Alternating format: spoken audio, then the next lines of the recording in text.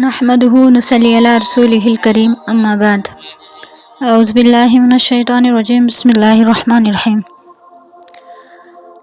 قرآن کریم کے اندر کس طرح اللہ تعالیٰ نے حضرت ابراہیم علیہ السلام کے ساتھ جو امتحان ہوئے جب ان کو نبی بنا کر بھیجا گیا ان کی قوم کے اندر، تو اللہ تعالیٰ نے پورا وہ واقعہ قرآن کے اندر اس واقعہ کا نقشہ کھینچا۔